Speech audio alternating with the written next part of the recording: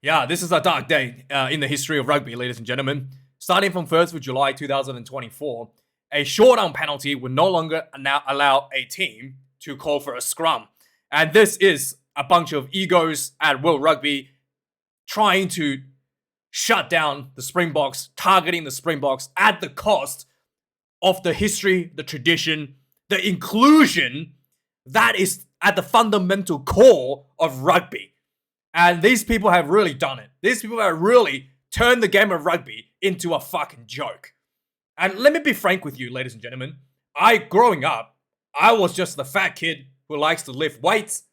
If it wasn't for the game of rugby, if it wasn't for the scrum, if it wasn't for the lineouts, I would never play rugby. I wouldn't even consider playing the sport of rugby. Quite frankly, I did not have the speed. I did not have the hand-eye coordination to play any other aspect of rugby other than scrum lineouts. And this law that is introduced allows the team to completely mitigate scrummaging in a game. And it's going to be a joke. It's going to turn the sport into a laughing stock. Or because a few people at World Rugby had their egos bruised when South Africa won the World Cup again. If Damien Willems are calling that scrum against France and they lost that scrum, this would not have happened. But because these people have their egos more important than the sport of rugby, because these people think that their own face, their own cheeks is more important, their own image is more important than the sport itself, because they don't want to promote the sport in a positive manner, we have to live through this. We have to live through the sport becoming an absolute joke. Now, a lot of you probably don't understand why is this going to be a joke? Because in a scrum, it's very easy to get a short-arm penalty, to give away a short-arm penalty, to give away a free kick penalty. And in a free kick penalty, you can't recall a scrum anymore. So a team with a dominant scrum, we're not able to assert any of that dominance if the opposition just takes a free kick penalty. And it's really ironic because the people that came up with these laws clearly don't even know the laws that they have introduced recently themselves. One of the laws that they introduced about 12 months ago is the so-called breakfoot. This is one of the laws that's supposed to keep the scrum steady, where the hooker has to put one of his foot forward to basically keep the scrum steady before the engagement. And this was basically a law that was introduced 12 months ago. And all the hooker has to do is not put the breakfoot up. Free kick. No scrum. Free kick. And this is the law they literally introduced 12 months ago themselves.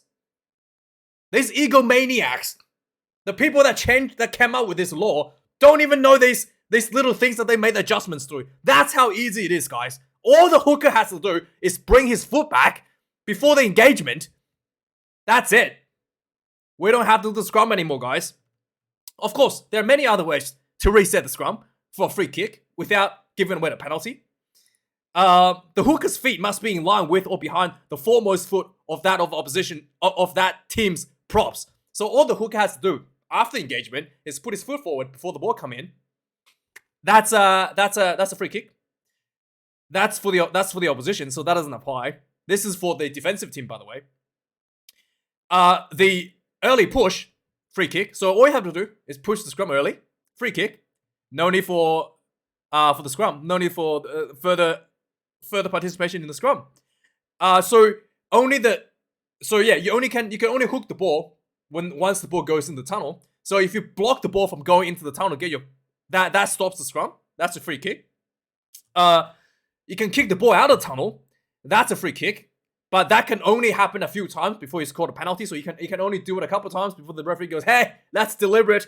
But hey, that's an option. I mean, if the break foot is not enough to get you out of it, just refuse to put a break foot up.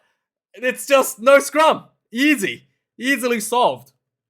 And finally, if you have your non-front rower player hooking the ball, so if you get your flanker to stick his foot into the scrum to hook the ball, that's it, free kick. And most ironically, and I think this is probably what any smart team would do, is to just waste time. Just waste time. All you have to do is not pack the scrum at all.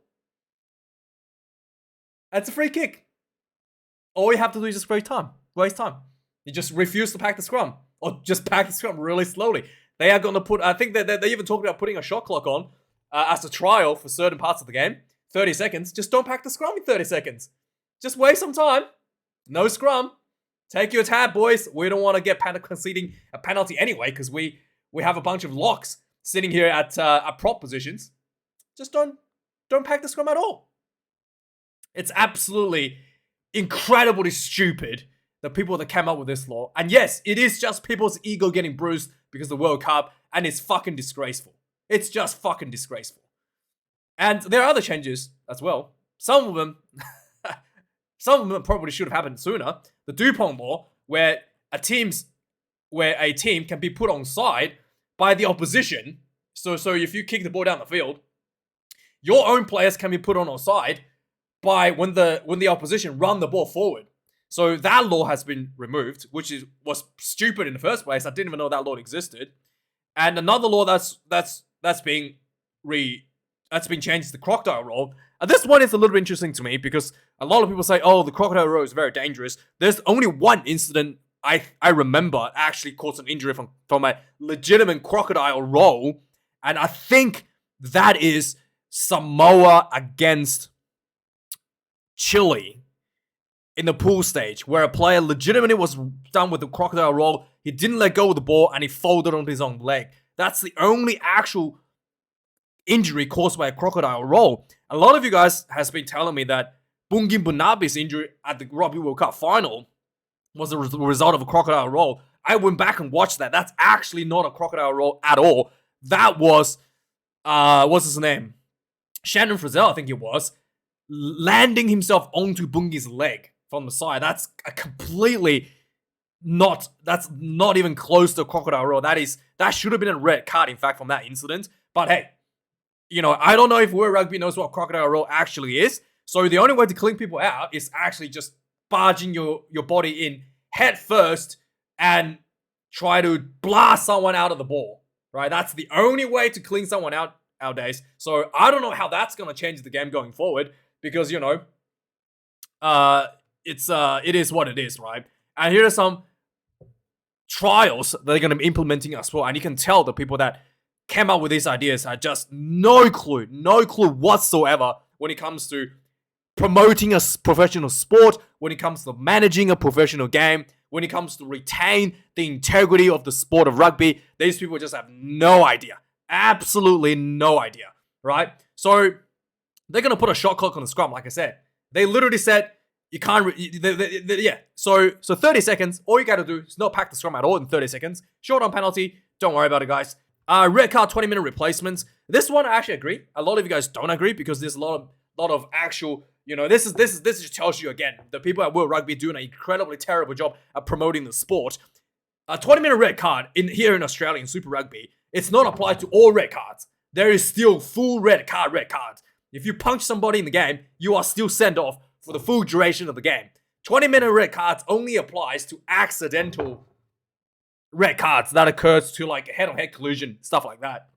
So, with no mitigating factor. So, that is, I actually think that's okay. 20-minute red cards, but everybody has their own opinion.